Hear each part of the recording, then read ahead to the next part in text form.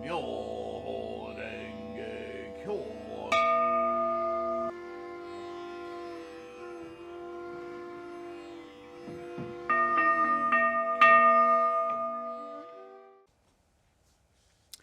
Namo Myoho Renge Kyo, Namo Myoho Renge Kyo, Namo Myoho Renge Kyo. Hi everyone, good to see you. I hope you're in good health and good circumstance. Thank you for your support at whatever. If all you can do is like and subscribe, that's wonderful. That helps the algorithm. It's still a bodhisattva act, growing the sangha.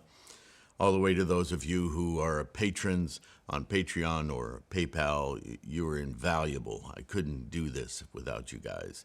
And those of you who are buying ebooks and, even the mandala, Nichiren's mandala of Gohanzon is available as a PDF if you'd like to download that through the ebook page. It's on that same page, and print it for yourself. And of course, there are pre-printed ones you can order online, along with books and print books, ebooks, so on. So, Nagas, it comes up a lot in everything you read in Buddhism, and it seems to pop up and almost like it has many, many meanings, and in a way it does. So let's see. Often called or recalled as dragons in Buddhist texts, as the notable story in the Lotus Sutra of the enlightenment of the Dragon King's daughter, this term is again a cultural mainstay of ancient Hindus. So its existence goes well beyond the history of Buddhism. From their mythologies, and literally translates as serpents.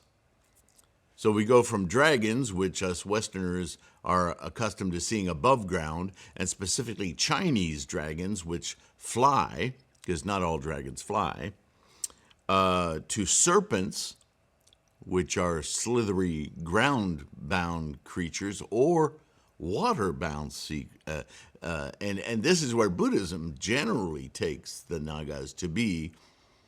The Dragon King, for instance, is an overlord of the undersea world. So, it's not important because it's not a real thing, but it has real implications in the storytelling. So, let's see what we found about that. Notable in the stories of Nagas, in the mythologies, is their positive influence on people and the society in general. Oh, they're not the nemesis they're sometimes portrayed as, right? Nagas are used in Buddhism when Shakyamuni describes various types of people, or more accurately, types of attitudes and intentions of people. Very key to remember, Buddhism is about the mind, it's about attitude and intent. Naga, Sanskrit for serpent, in Hinduism, Buddhism, and Jainism, a member of a class of mythical, semi-divine beings, half human and half cobra. There's yet another interpretation, yes? They are strong, handsome species who can assume either wholly human or wholly serpentine form, and are potentially dangerous but often beneficial to humans. They live in an underground kingdom called the Nagaloka, or Patalaloka, which is filled with resplendent palaces.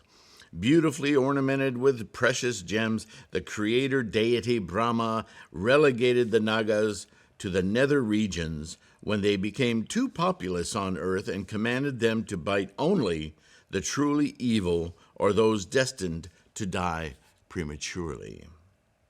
They are also associated with waters, rivers, lakes, seas, and wells, and are guardians of treasure. Fascinating, yeah? The vicissitudes of the Saha world, taken in storytelling to have significance in our attitudes and intent. Buddhism is wonderful that way. And this obviously predates Buddhism, so storytelling is by no means the invention of Shakyamuni Buddha, yeah? All right, what's next? Oh my goodness, we're going to talk about Nagarjuna, and I'm going to try to keep that to a page or two. Monumental task. I will see you then. In the meantime, please take care of your health. Keep your practice strong. Support any way that you can. It's critical. I've divested or demonetized myself off of YouTube. They've just gotten obscene about the amount of ads they put in everything, and I can't support it. Especially for this being a study and support resource. Who wants to learn about feminine products, toothpaste, and cars when you're in the middle of studying Buddhism? No, can't have it. So I'm relying on you guys. Thank you. And I'll see you in the next one, okay? All right. Bye-bye for now.